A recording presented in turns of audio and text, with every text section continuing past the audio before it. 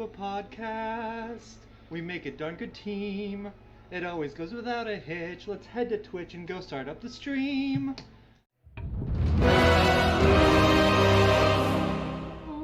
Do you want to do a podcast? It's the Nerd Glasses Podcast. Let's start now. Hi everyone and welcome to the Nerd Glasses Podcast. All right, I'll do my own bits myself. Oh wait, no silence. We're doing it. Get off the road.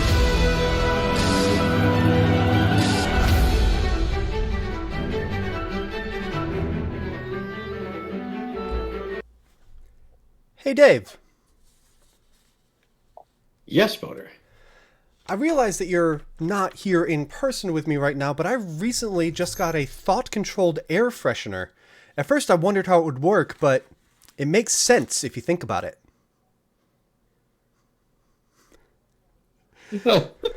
Hello everyone and welcome to the Nerd Glasses Podcast. I'm Boater. And I'm Dave, man. You can reach me at the link down below. It is a special snow day edition. We are not in the studio. We are having flashbacks to the old days of the pandemic and the lockdown, but we are here. We're doing the show, and we're gonna have a good time. How's everybody out there? Thank you very much, Vladdy and Taco Pill, Red Mage Gaming, Love Alec, and Amp for things. Taco Pill was first. Taco Pill was first. Acknowledge. Warm. Yeah, I did not get a snow day today. I worked. At first we were going to close early and then we didn't, and it was I don't want to talk about it, Dave, so let's and I also don't have a Twitch ban to talk about. Not much in the way of misbehaving Twitch personalities, misbehaving Twitch streamers this week.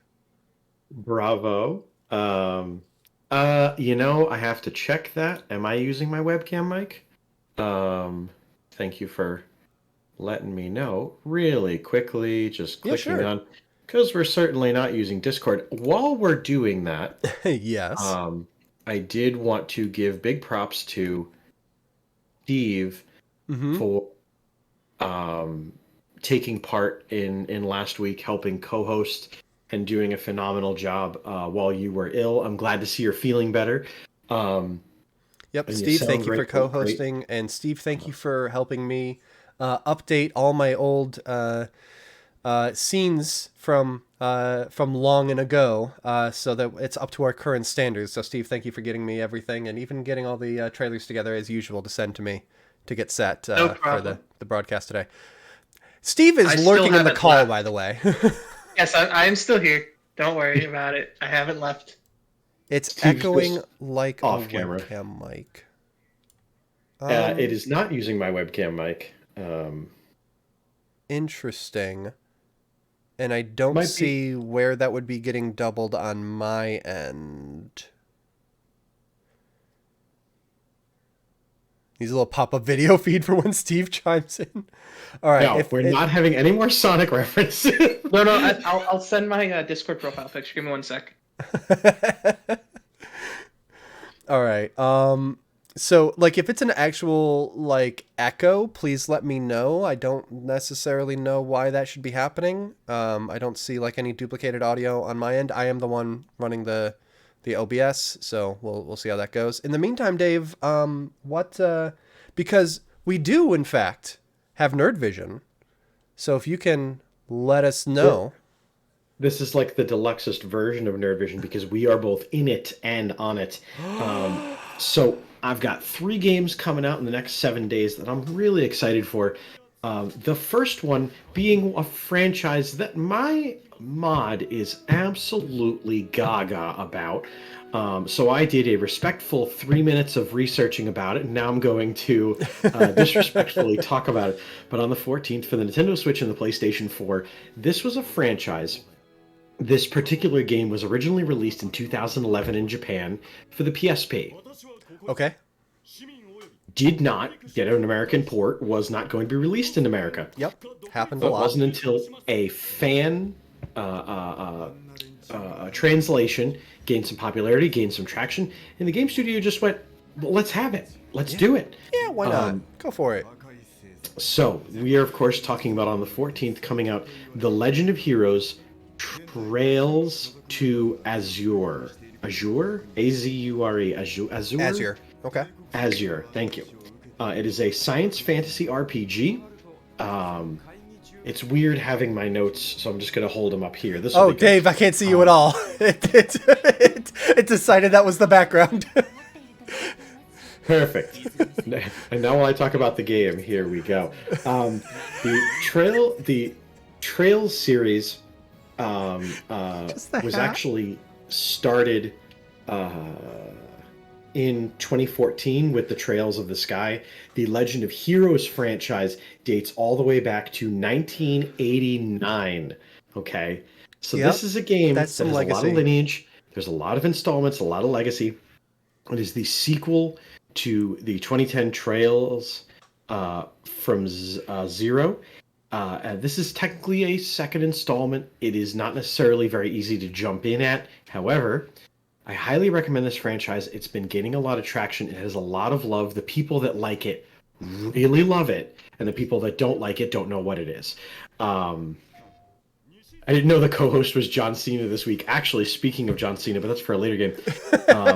But to give you an idea of what you'd be doing in this game, a different warring factions, all these things are going on, and one of the factions decides to try to use a particular person with set of skills and a weapon to their advantage, and you are playing those people with those sets of skills and trying to figure it out. Introducing the new character to the Insane Games universe, Dave's hat. At one point you were holding it like this, so you could just... we're having fun tonight. So, that's our first game. Our next game, this is a fun one because I think it's the first time we're talking about this as a release on the 16th. It is coming out for the PlayStation VR 2. It is far from our friends at Supermassive Games, who made the Dark Pictures franchise. This is The Dark Returns Switchback VR. Okay. It is for the PlayStation VR 2. It is much akin to the previous game that came out for the PlayStation VR originally. This one wherein it claims an original story, all those things, but it is a rail shooter, and you go through segments, places, locales. You see characters from the Dark Pictures anthology. Man of Midian? Okay. Man of Medan. Okay. Little Hope, House of Ashes, and Devil in Me. It is the quote-unquote first season. It's like the topper to go on to this 4 very good games. Okay. And if I ever get a PlayStation VR, we will definitely have to try this game because it looks pants-crappingly terrifying. Oh, yeah. And it'll be an interesting one to see how it goes with VR movement. It all looks smooth and everything, but, it's still a lot of movement, so... Steven Dragon, a rail shooter that's actually on rails. Exactly. I noticed that. The best kind. And our last game, speaking of John Cena... you can just cue his music because on the 17th, coming out for all major consoles, we have WWE 2K23. It is the return of Cody Rhodes, considering he had his stint in AEW. It's from the last game he appeared in was WWE 2K15. Now we are celebrating 20 years of the Cena Man himself. It features a game mode that Dan will be really excited about, My GM mode, where you get a budget. You can have 4 players all competing with different brands. It's for brand supremacy. I could see that being a game, Steve, that we try to do on an Insane Games Live. I know Dan and Nico did it once for a couple streams, but I think we should really try to emphasize this to him and make him do it. I'm also going to do the worst impression because this one adds a particular game mode that hasn't appeared in WWE games previously. It is a WCW World Championship Wrestling machination Yes, it is Taco Pill exactly that. You control their money, you control their storylines, you control everything around them, what they're doing on each episode of the program, and your goal is to have a better, more successful program than the other people.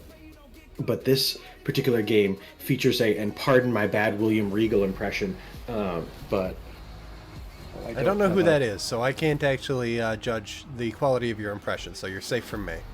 Okay, perfect. I'm glad because he does it very well. But it's featuring ball games.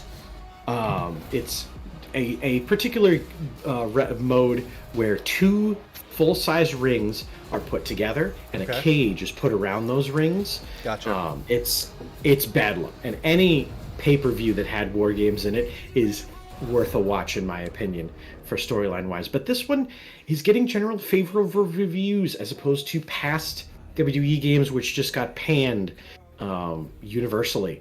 So highly recommend it. All right. And looking forward to the 17th, seeing how that comes out, and hoping it comes out better than previous installments. So that's all the games for the next 7 days. I did, Boater, have an idea that I wanted to pitch to you for the snack, considering that we are not in the studio to be able to enjoy something together.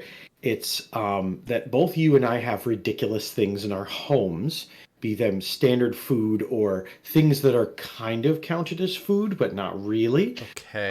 And so I feel like we should have a point vote for who has to retrieve a food item that may have been previously eaten on stream, or something funny to share with the stream to eat on stream.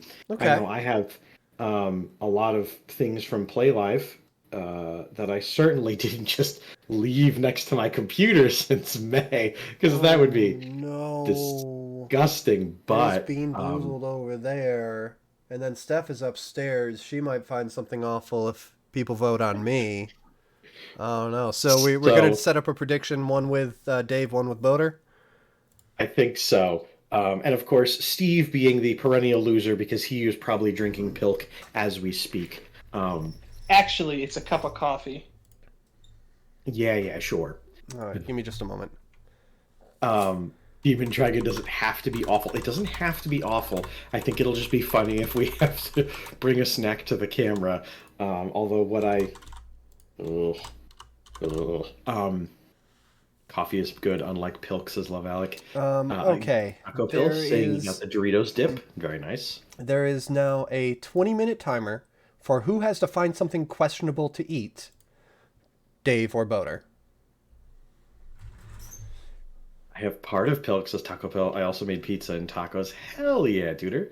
Enjoy that Doritos dip. By the way, so I did want to say really quick, when we were talking about the games coming out, Red Mage Gaming said, I'm interested in PSVR 2, but at the same time, there's nothing on it right now that I want to play. So part of me hopes that someone hacks it to work for Steam VR stuff.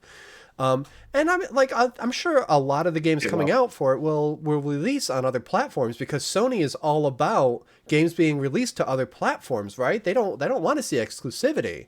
We're going to see the games that you're interested in PSVR 2 totally coming out on Steam VR and Meta, and I don't see why they wouldn't. That's what Sony seems to be all about right now. I cannot wait to get to later stories, because I do have something akin to our good friends at Sony and Microsoft. Anyway, continuing the news. Last week, the snack was finally revealed from the mystery box, so I can finally put something else in the mystery box. It was those fire veggie chips and the Doritos dip, and I was very excited to try that. It was delicious, and then Steve and I discovered on Wednesday that Five Guys fries, not sponsored, but could be, in the Doritos dip is just wonderful. That's good to know. Also, Steve, what did you do with those Five Guys fries? I ate them. Yeah, I was gonna say, I assume ate them all. There's a clip on the network of you doing something with those Five Guys fries. That's not yeah, there's some at Mike. Yeah, Mike's in the middle of streaming and he just hucked them at him. The poor guy. It was a surprise attack.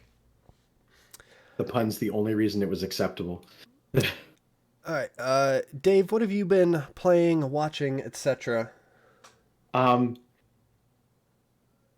Oh, I actually watched something the other day. I watched the new season of Mando, and I'm up to date on it. Same. You've watched all 2 episodes so far. Yes, I was going to All mention two. that as well. And I Uh, won't lie, boy, I haven't sat through and watched a television show in a while. What a sit through. Very good, don't get me wrong. And so I would love to chat about that as a uh, segment later, but I actually watched a thing. Thank you, thank you. But I've been doing Overwatch 2, the event. I have the free skin going on, and I'm excited for the Mario Kart League. We've been, myself, Steve, Dan, and Mike have been practicing. We've been doing races. mhm. Sunday, we had a vote on what I should play. Should it be Pokemon Scarlet or if it should Or, be Mario Kart? And the strangest thing happened, Boater. And if I had a nickel for every time it happened, I would have 2 nickels. But it's strange that it happened more than once. There was a tie for what I was playing. okay. So I got on the horn and I called my mom. Because, of course, when things are confusing, you call your mama. Yeah. And my mom decided that she wanted to watch us play Mario Kart and not Pokemon, much to the chagrin of my sister and many other voters. So we played Mario Kart on Sunday. That's Outside of wonderful. that, I played a particular demo that Steve and I certainly will elaborate more on later, but it has the number 4 and Leon Kennedy in it. And if you don't know it's Residently Evil, then if you don't get those clues, then I got nothing for you. But I think that's all I've been up Okay. to. What about you? What have you been So watching? What I've have you been got a reading? couple weeks to catch up on with you. Yet first off, yep, Mandalorian. I'm enjoying it so far. It's going well. Like hasn't been like super standout, but it's been entertaining as I've been watching it. And we're only 2 episodes into the season so far. Still watching Bad Batch. That's going well too. I did finally finish Far Cry 6. The game didn't really telegraph its point of no return. Like I expected, like the way that it was here's your intro island, and then here's 3 main provinces that each have their own storyline, and then there's the capital. And I expected to do some things in the capital before the end game.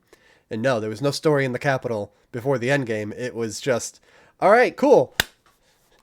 Guess what? Stuff's happening now. Like it was like things might change, and I was like, okay, but that's not the same as a you won't, t- t- being more open about the game's gonna end. So, uh, so I enjoyed it. It went well. I'm glad I played it, and I started to do some of the post game stuff because then they do have an interesting way of like keeping you coming back to some of the same encounters and like ongoing storyline that's kind of procedurally generated. But I started to do some of that, and then I just kind of stopped. While I was sick last week, I got back into Age of Empires Definitive Edition. I played a lot of Diablo last week, starting with like Diablo 1, playing all the way through the game on last Sunday's stream, and then playing some more extra in the following week. And then this past weekend, I got rehooked on Moonlighter. So that's a lot of gaming going on in addition to all the YouTube video editing I've been able to get done. So. Hell yes. And then yesterday I finally finished Record of a Spaceborne Few, reading that, and started on the 4th book in that series, which I had not read before, The Galaxy and the Ground Within. So I've just started that at lunch today.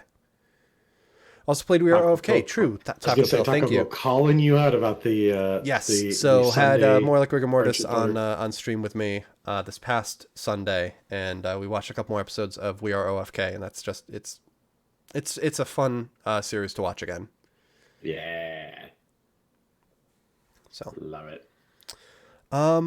yeah. So going.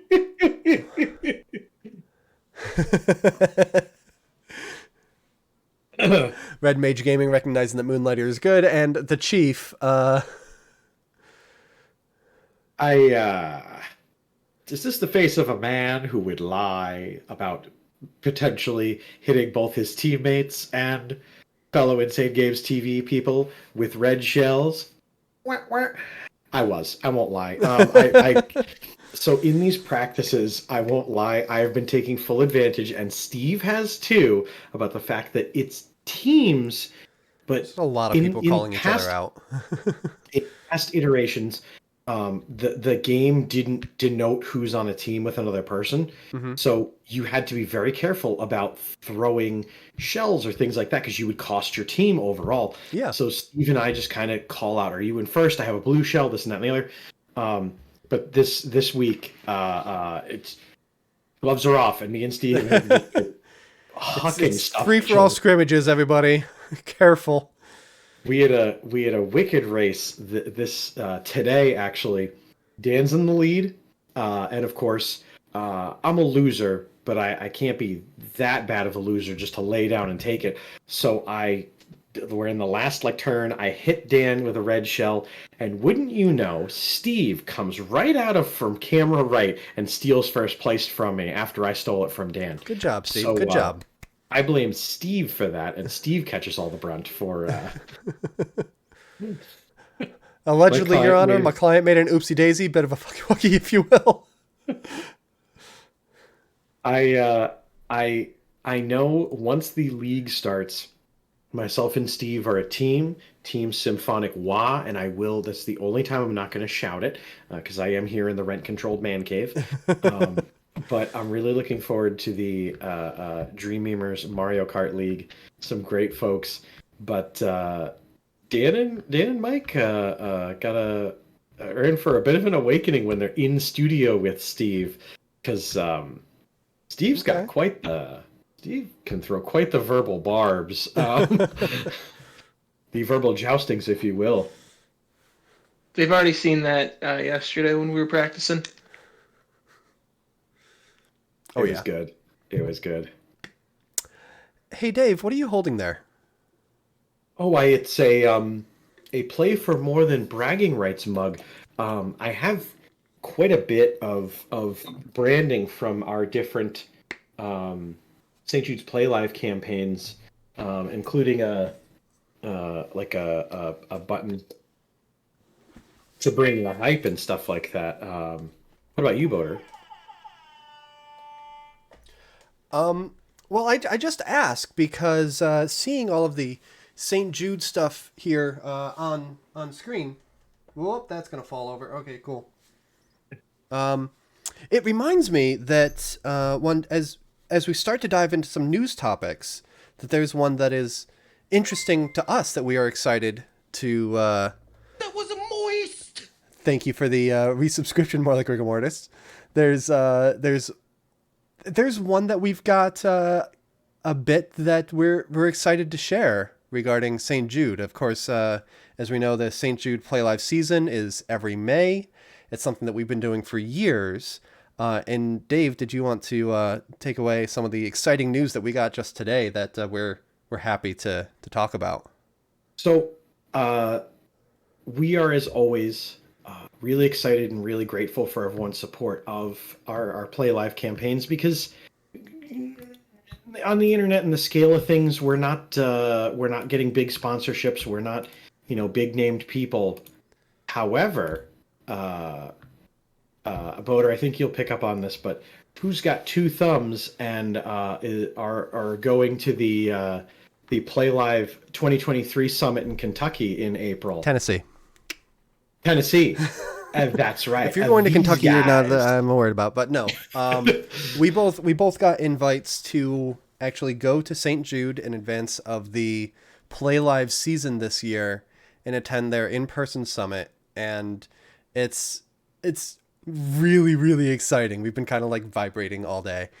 You've been vibrating. I have been crying, just flatly over emotionally wrought about the ability to do this. It's And, cool because in the scheme of streamers, whatever, we're not terribly big names. I think that we pull out a lot of stops when it comes to St. Jude season, and we've been consistent. I've been doing it since 2016. I think you since 2017. Yes.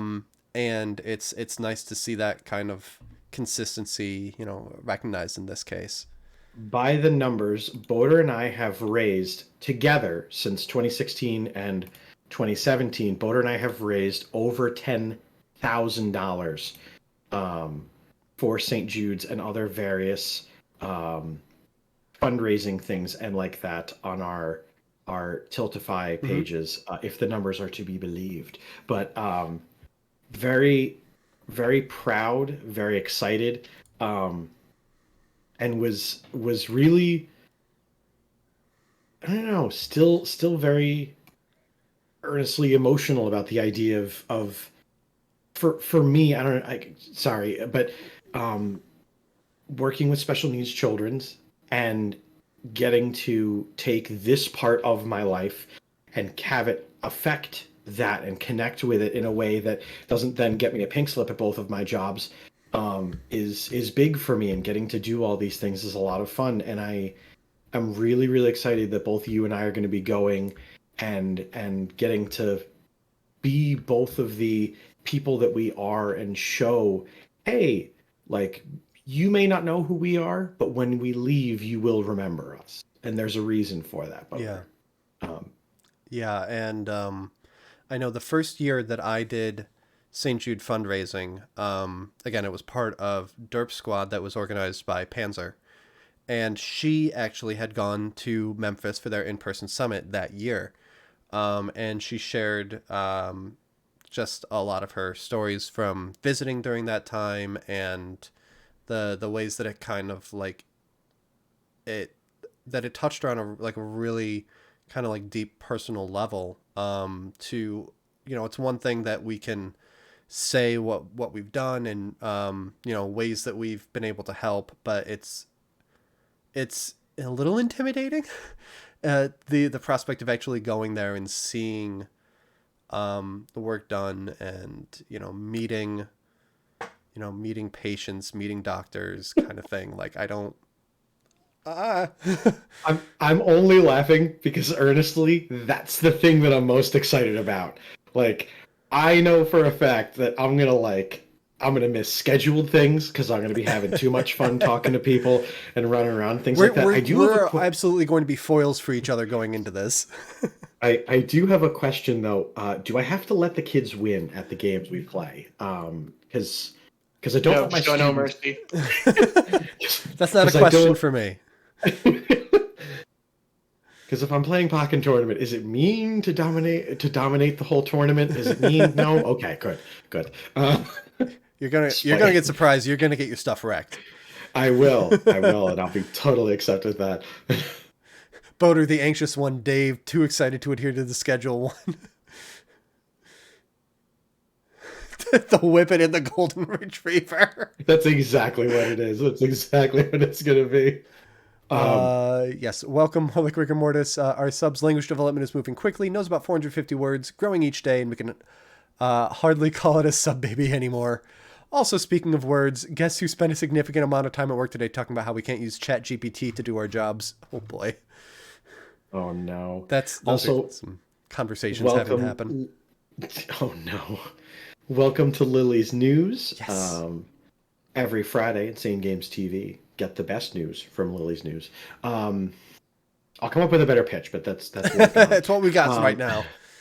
But yeah, it's so there's these organization stuff we got to figure out. But it's really generous of St. Jude to invite people to do this in person, and to bring in the people that have been consistently doing this kind of thing.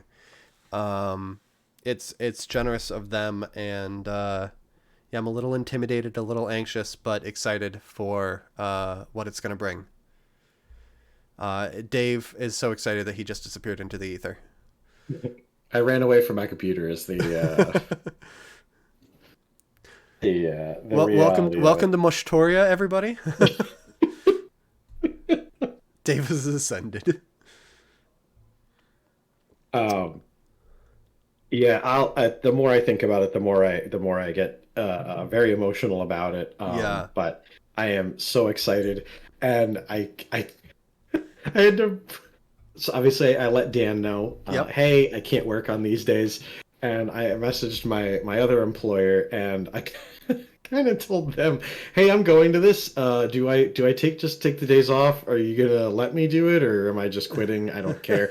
Um, When does St. Jude Play Live start, and how can we help y'all? We will have more information on that as we get towards the season. St. Jude Play Live typically starts on the last Friday of April and goes until May 31st. We will team signups and individual signups and all that start on April 1st.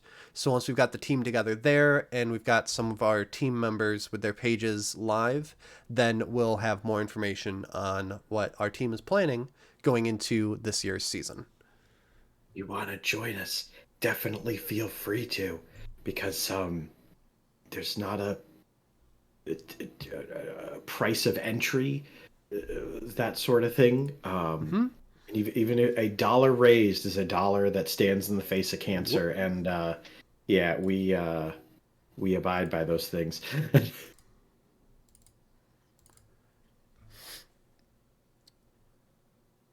Come on. Sorry. I am so excited. I'm so delighted. I did have to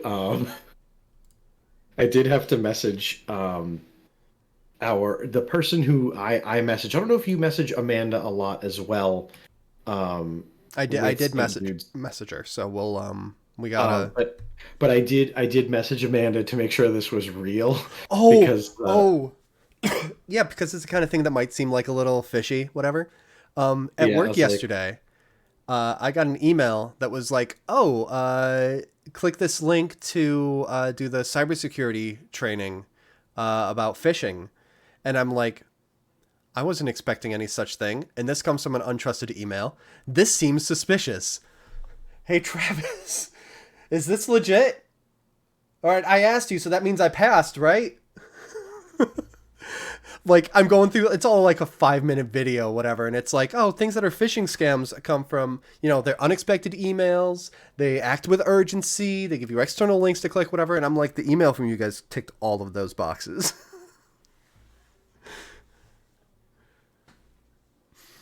I get those all the time, and my favorite one is when they try to catch people on their heels and they say things like, the title of the email to my work email is, "Your Discover Card account has now been closed."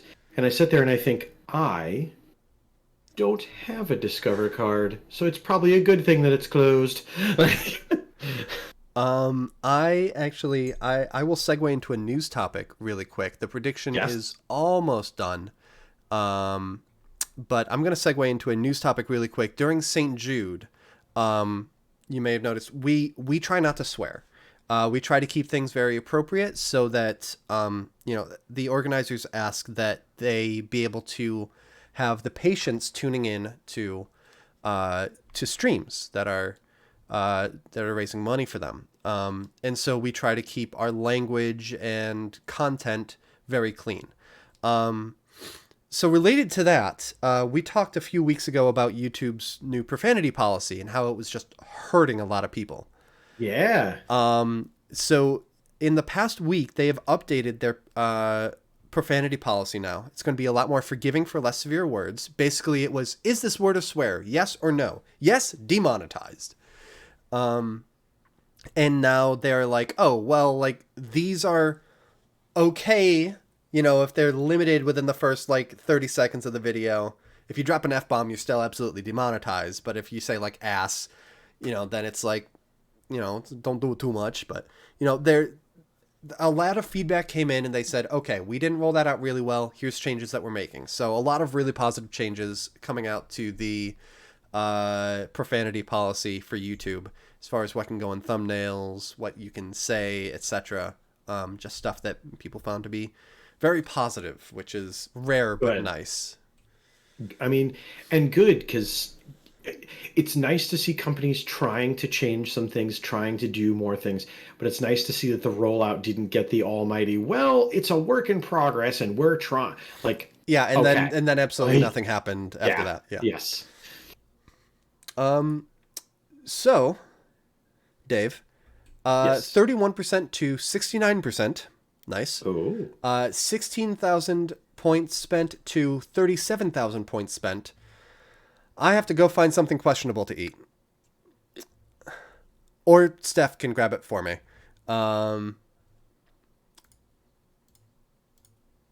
Let's see. Okay. Complete prediction. Congratulations to everybody that spent a lot of channel points on that. Demon Dragon, are you going to grab something and bring it down here? Or should I see if... I know I have Bean Boozled over here. I can do that. Congratulations to everybody that continues to spend a large amount of channel points on such things. Yeah, and remember, you can only get channel points by actually watching the programs. Mm-hmm. There's no monetization. There's no purchasing of channel points. However, during Play Live, we will, in fact, eat pretty much anything. Oh, yeah. All right, I'm going to see what I have around here. Unless Demon Dragon comes on down with something. I know I've got something... Demon Dragon says, I'm not going to be responsible for you getting sick from something questionable. It's fine. Pilk boba with Bean Boozled beans as the boba. More liquor, more don't No! give Steve Do it. ideas. We'll do this. What's Great wrong idea. with you? This is gonna get ugly, and it's gonna involve Steve ralphing all over the studio floor as he's going, it's totally fine for you guys to... If I can drink it, you can drink it. Dave. That's the one thing I will give to Steve is he doesn't force us to wear any apparati or play I have with the anything. tin of Bean Boozled from 2017. Do they have 2017 Bean Boozled beans in them? I don't know. There are a few beans in here. That is pungent.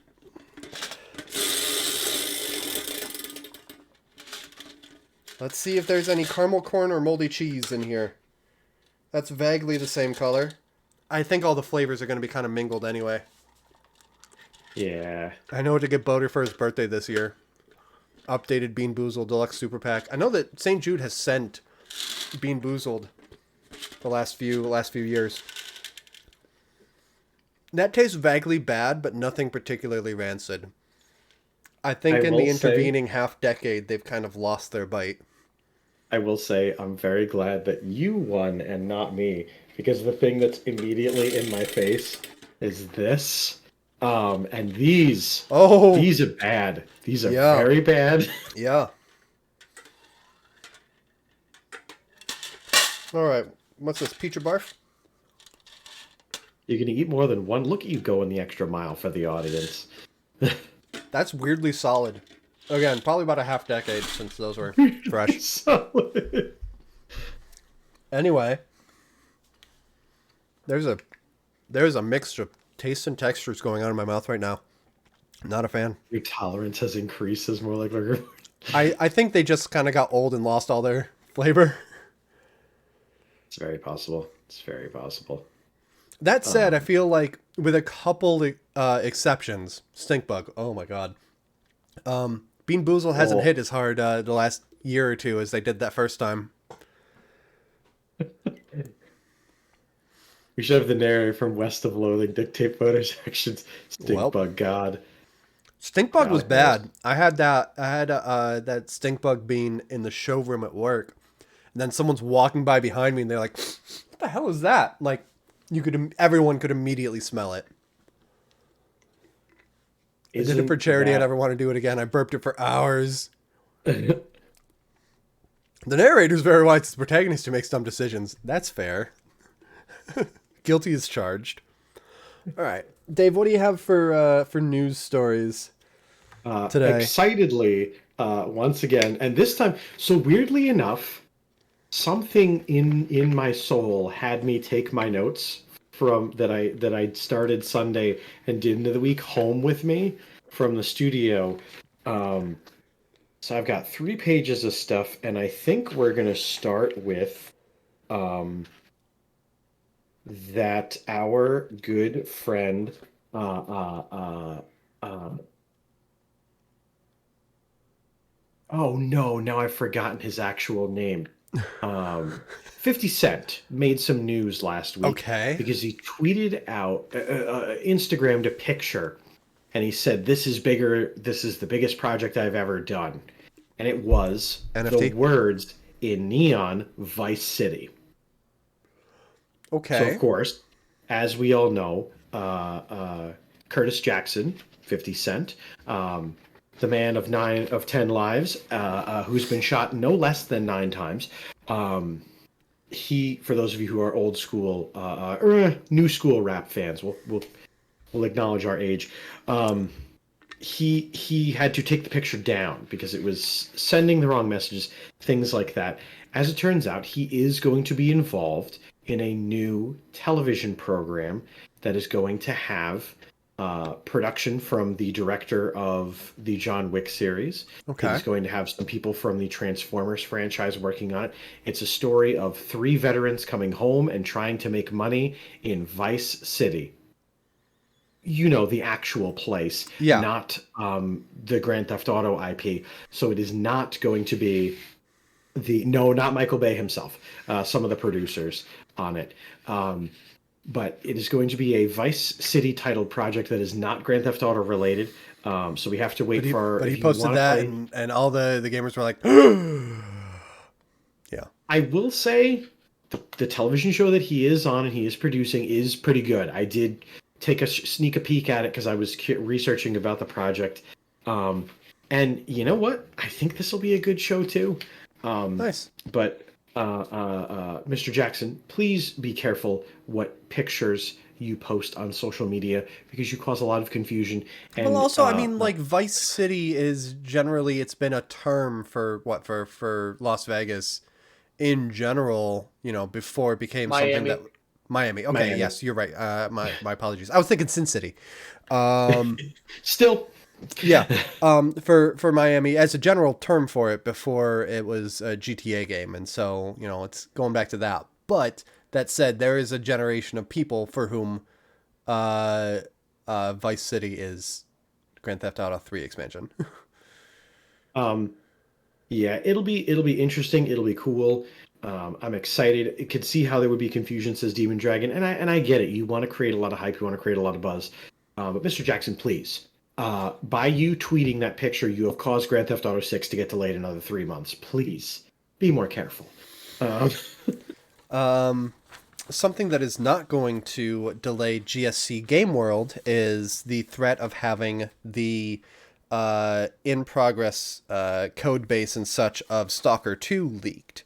Russian hackers attacked their network and stole a bunch of, according to them, tens of gigabytes of data about Stalker 2.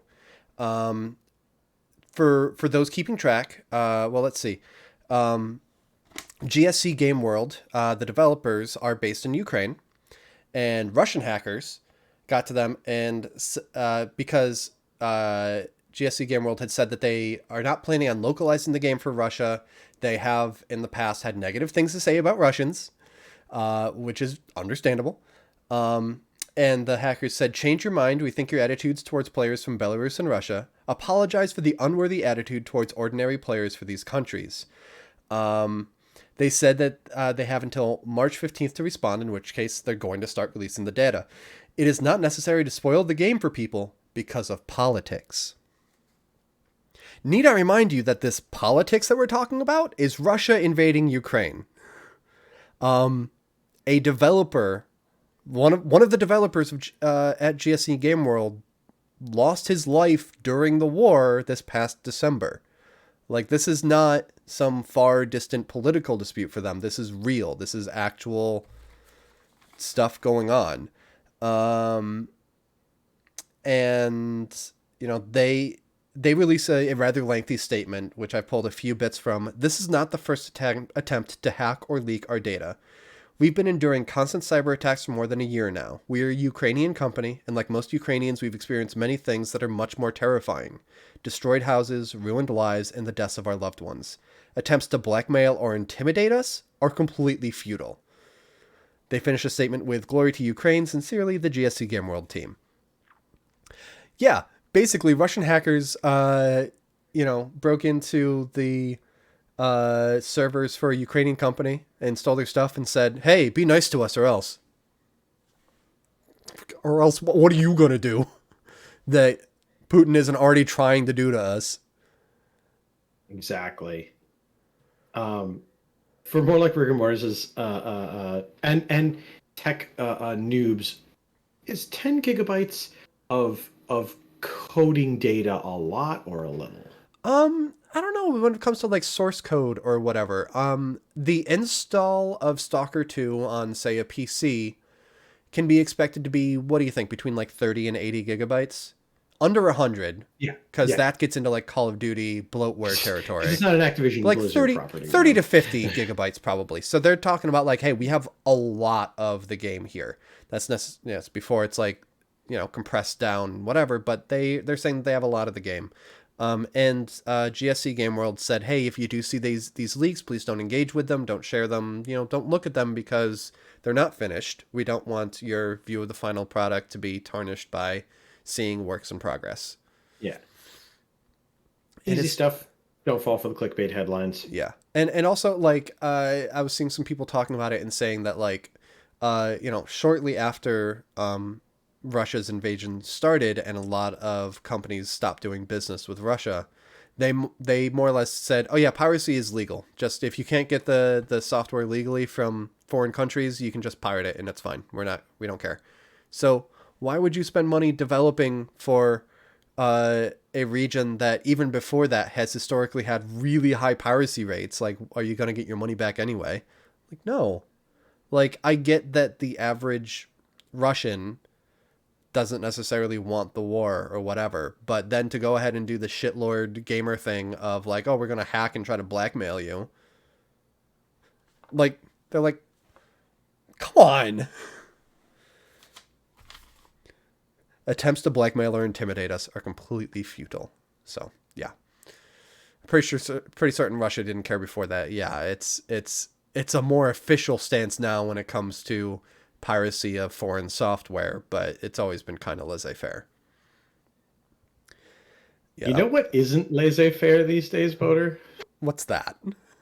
Our good friends who developed Tekken put out another hype package for Tekken 8, and the character Martial Law has always been a kind of an allusion to Bruce Lee, and they're just not even pretending anymore at this point. They're having him in the stingers, whipping around nunchucks, doing all the different poses, different catchphrases of the Bruce Lee in the cinematic universe and things like that. Wow. And it's, for me, as somebody who can't wait for Tekken 8 and can't wait to trounce Steve up and down the corridors of Insane Games at it, it's going to be a really, really good time. Because I'm going to beat Steve. Steve's going to try to fight Mike. Mike's going to defeat Steve, and then Mike's going to then residually bench press me and Steve at the same time. Yes, I was going to say that's a lot of smack being talked for someone who is within Mr. Wet earshot range. Yeah, but the love letter to Bruce Lee gets way less thinly veiled as the franchise gets older and older. And I'm really looking forward to Tekken 8. Of course, there's no release date, but we keep seeing more and more about it. And to be honest, when they confirmed that Paul Phoenix, one of the mainstays of the Tekken franchise, is still in the game, I knew that I would be buying it. Done. So nice. For me, it was a done deal. Earlier, Dave, you mentioned that you had played the demo for a game, and you said you wanted to talk a little bit about it later. I have a topic on that too, so why don't you go ahead and tell us how that demo was and what you got to say on the topic. For those of you that don't know, Steve has been praying and wishing and hoping on every candle, every snowflake, every falling star for years now. And his prayers were answered in the same way that a lot of other people's wishes were. Kinda, but not exactly what you wanted. Resident Evil 4 is getting a remaster, and there's a demo of it out remaster right or now. Remake? It's a remake like Resident Evil Steve, 1 and 2 Is it a right? remaster or a remake? Remake. It's a remake. And I can't lie to you. I was a little bit later than everyone else at Insane Games on playing the demo. Mm-hmm. But I did watch a lot of people play it, and it's really showing the tech that it has and the ability to tell that story that a lot of us have already deeply baked into our heads. The demo itself, I don't know if you remember, back in the day, playing the demo that came out for what would be Resident Evil Biohazard, where there was that the finger key that seemingly did nothing, but you were given the ability to explore all around the map to hopefully maybe find that it did something. And then as it turns out, it didn't do anything. I was just Capcom seeing how hard people would try to solve a puzzle before they would inevitably give up. And the answer that Capcom got is hours, months, weeks, days. Children were born, people died, societies rolled over, and yet that finger key, we were still trying to find out what it was. So they knew that we were a patient people and would. The demo itself, I highly recommend it, checking it out for yourself, seeing, as a content warning, there's a lot of gore, there's a lot of violence inherent in, but it's a lot of fun, and there's a lot of secrets already in it. Okay. One of them being that you can get a machine gun in the demo, or more specifically the TMP, the Tactical Machine Pistol, which really just mows down the enemies that you have in front of you with minimal issue. They also have a secret difficulty ramping mode called Mad Chainsaw Mode, and the way you unlock that is quite literally by chance. Every time you replay the demo, there's a chance that it might be the Mad Chainsaw Mode. There's a code. Oh, there is. People You put it right on title screen. Ooh, there's that too. off of head, Steve. It's like up, right, down, left, triangle, circle, square, XX, something like that. Okay. I have it committed to memory. I'll try it when we get off air. Well, he didn't. Oh, whatever. We're gonna play telephone with his codes. But really looking forward to it. Had a great time watching Anticlaus Prime and Sustaina play it, and myself as well. But Steve, any thoughts on the RE4 remake? It's so good. I'm so excited. Did either of you have the collector's edition pre-ordered? No. It was a GameStop exclusive. And unfortunately, news came out that they must have overbooked it or something, because people that pre-ordered it in person are getting their pre-orders canceled. Oh, jeez. Oh. It's a GameStop exclusive, and GameStop is screwing up people's pre-orders that they've had for months. And this game comes out in like less than a month. It's less than 2 weeks. Friday. Yeah. Next Friday. This Friday? Or next Friday? Next Friday. That sucks. And like a few online people have as well, but mostly it's been like in person pre-orders getting canceled. And it's like, publishers, do not have anything exclusive through GameStop's pre-order. GameStop has proven over the last couple of years that they are a garbage company. Like, they blame this on some inventory system change they were going through last fall, and this being like the last piece of fallout from that. But it's like, do not do exclusive pre-order stuff through GameStop. Because, of course, like, it's coming down on GameStop. It's coming down on store-level associates. And I saw something where, like, a couple people in a store in Kansas just, you know, that happened, and people were getting mad at them, and they just walked out. At one point, I saw that it like they were the last two associates for that store, but I couldn't confirm that because Reddit was being weird today. So I don't want to state that for sure. But considering the rate at which associates have just been leaving GameStop's high and dry, I wouldn't be surprised. Yeah, that's not great. Like, when I pre-order a game, if I pre-order a physical copy of a game, I do it through Best Buy. And like, I've had no problems with that. I know that when Steph pre-ordered Final Fantasy VII Remake through GameStop right at the beginning of COVID, everything fell apart there. Like, oh, she has an in-person pre-order, but that can't transfer to an online pre-order, and the stores aren't open. And she ended up getting it from Best Buy instead. Just do not pre-order from GameStop, and publishers stop offering exclusive pre-orders from GameStop. Please, pretty please. Okay, thank you. I will counter you that Okay. recently I have been doing a lot of in-person pre-ordering of not necessarily special editions and not months in advance, but the GameStop here in Queensbury and the GameStop in Saratoga. I've been pre-ordering different titles with them recently to support my local game retailers and things, and I've had nothing but Pre-orders. successes in that regard. Okay. However, That's good to hear.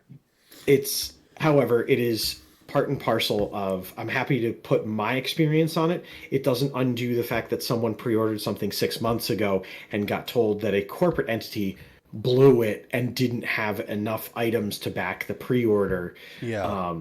That's absolutely sucks. That just absolutely sucks. Yeah, and like if your pre-order falls through with something that you're getting at GameStop, hopefully it's something that you could then still get elsewhere.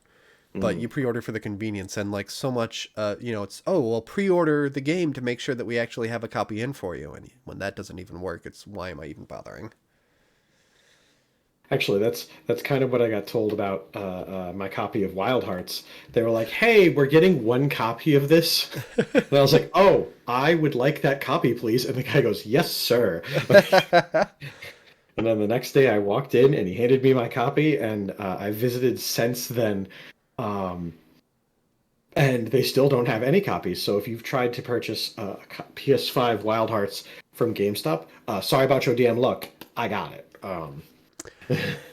DM me for where Dave lives. I can help you get that copy. I won't do that. Claire lives there too, and Savannah.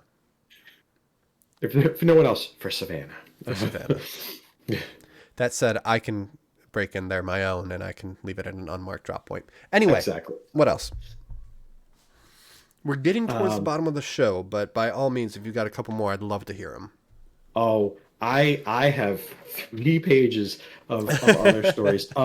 So I guess if you can choose which couple more to go with, then let's have them. So our E3 is getting ever quicker, and we keep hearing news about it. Namely, that Microsoft will once again not have a floor presence at E3 this year, which I know during the pandemic it kind of caused a reset on a lot of things, but they haven't been doing floor sets at E3 for a while now. But they are going to be co-streaming parts of E3 digital Sunday, June 11th. So there is going to be Microsoft branded presentations, but they are going to be streamed both at E3 live digital and on Microsoft's different social media platforms. Mixer. Oh, wait. No. Mixer was a Microsoft one, right? Yes? No? I forget. Yes, it was. Okay, thank you. Can we just appreciate the fact that in the Nerd Glasses podcast, we were on Mixer, we were on YouTube, we've been on Facebook, we've been on Twitch, we've been everywhere, man. We've been everywhere. A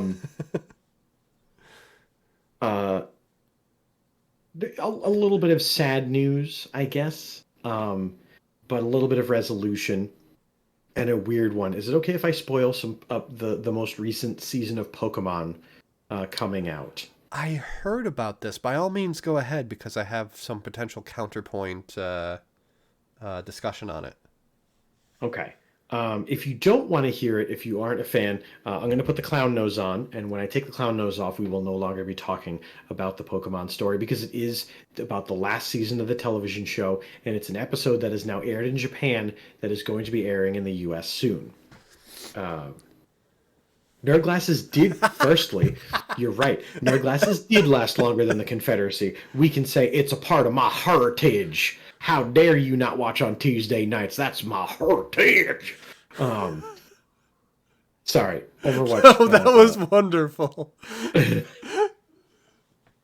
Okay, Pokemon.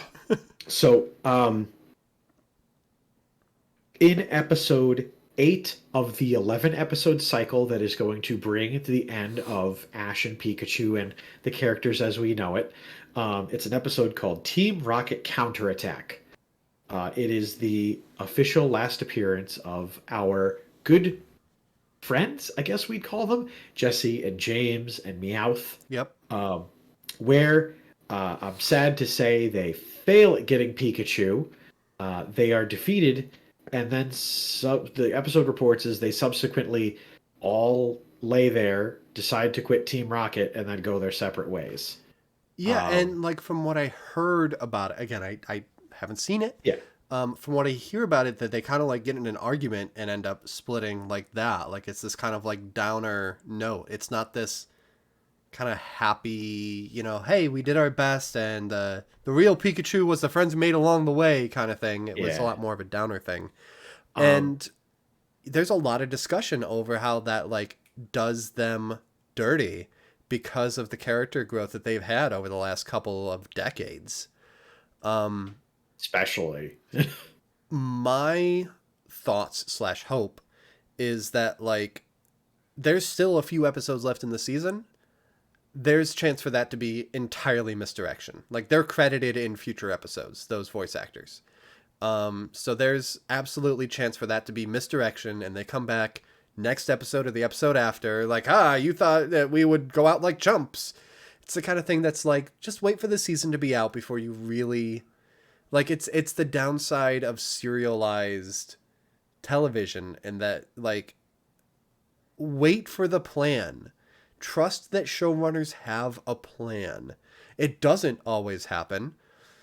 J.J. Abrams lost, we remember. But usually, oh no, I don't like how this thing happened. Well, wait 2 episodes. Because Definitely. it will be put in a greater context. And I think that that's what we're looking at here. Or at least just tease us in the end with a montage of what everyone's doing. And just show James back in his mansion and Jesse back with the family and Meowth living the best Meowth life. I find it hard to believe that they would, disband Team Rocket and then go their separate ways and not stay together. Like their friendship isn't defined by Team Rocket. And yes, absolutely.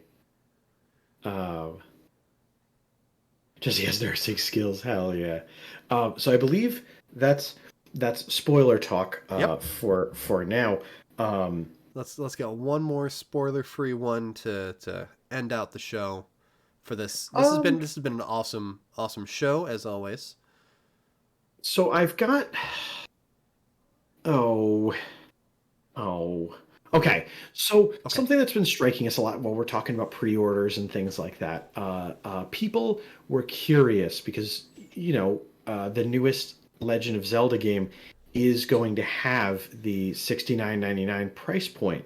Right. And people were saying, is this going to be a new Nintendo standard? Yeah. And Doug Bowser, the head of Nintendo US, got cornered in a room, as he is wont to do, with all the spinning fireballs and things like that. And he said, we are looking at what the game has to offer, title to title basis, for the $70 price point, which is fair. Mm-hmm. If they're going to put $70 on on a Breath of the Wild game, I'm willing to pay it. I am. Yeah. Being that they also have this track record that it's not necessarily that it's coming from left field, because if we remember all the way back in 2017 in the before times, Breath of the Wild was $59.99, which was $10 above the price point previous to other Nintendo standards and staples. So it's a trend that we've seen. It's a working thing that we do. And if they put games to the scale of Breath of the Wild at that price point, I'm okay with that. Yeah. I know it is sort of laying down and taking it from a consumerism standpoint, but at the same point, have you played Breath of the Wild? It was magnificent. And if Tears of the Kingdom is not magnifico, oh, you bet I'm going to take my $70 worth of nerd rage to an internet forum and to Nerd Glasses and on the weekend Wednesday, and certainly going to scream to my wife about it. Well, for Claire's sake, I hope that it's good. Red Mage Gaming saying Nintendo says it's not, but you know that their major franchise are absolutely going to be at that new price point. That's the thing is, a year after its release, are we going to see all of Nintendo's marquee franchises priced at $70, or are they going to have that kind of graduated, some $70s and some $60s?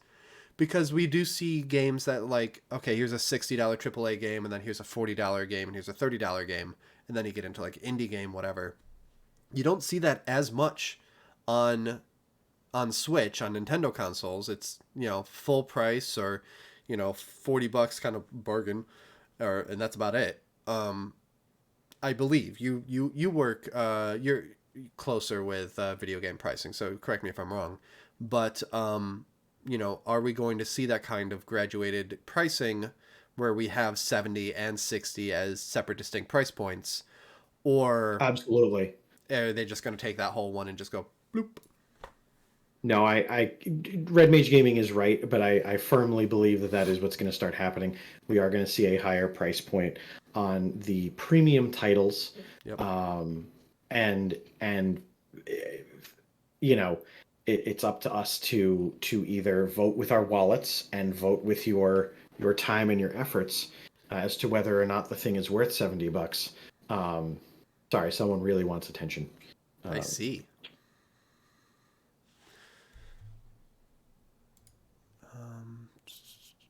I do not have... Oh, come on. There we go. Queen Savannah. All right. Just wanted to send the correct emoji in chat. I did also... Celebrity cameo, exactly. I did also get these ones for folks. It's an IRL picture of Mumao. But yeah, she could only stand not being on camera for so long because she knows that's where the pets are. Real quick, interesting story. Sure. The Overwatch 2 commercial lead and vice president of the Overwatch branch of Activision Blizzard King, what will eventually be a Microsoft division, John Spector, is stepping down. He was involved with the Overwatch team since 2017, and he is stepping down as of the end of March. And he said that he's exciting for the things that are coming to Overwatch, and I can't wait to see them as a player. So it doesn't for me, it signals a changing of the guard, a moving of the times and things like that, but not a golden parachute, let me bail out before I get in trouble for things that I've done and things of that nature. So it's nice to see somebody leaving Activision Blizzard under not so dubious circumstances, one way or the other. Yeah. Instead of, hey, you got caught with your pants down, literally. Yeah. Yes. So, wishing them the best in their retirement, or are they planning on doing something new? Did they say what their future plans are? They have not extrapolated on their future plans in the industry. It does, we however, look forward to you making your own indie studio and hearing about what game you're going to be making in a couple years that we're going to start getting really excited for. Because that's the pipeline. Well, folks, that is going to do it for our show today. Thank you, everybody that came out. It's weird. I'm sitting down here and seeing everyone in chat during pre-roll, and I started to get a little... I don't know. It's my day to be intimidated, I guess. It's like me... Steve's been running the show for us for so long. It's like, oh, I'm the one with the buttons now. If something messes up, it's my fault. The fact that the trailers didn't loop at first, that was my fault. I'm a little intimidated of, I hope I can still run a good show from home. And I think it went well. So thank you, You Dave. did great. Thank you, Steve. And thank you, everybody that has been here in chat enjoying Nerd Glasses this week. Hopefully next week we will be back in the studio with more awesome news and something awful for us to try to taste and all other such things you've gotten used to on the show right here. So every Tuesday night at 7:45 Eastern Daylight Time now. My condolences to all to everyone out there dealing with that right now. We hope to see you there. Certainly catch us on our own channels that happen to be on screen. In the meantime, I've been Boater. I've been Dave Mann. And we will see you next time right here on the Nerd Glasses Podcast. Thank you, everybody, and have a fantastic night. Bye!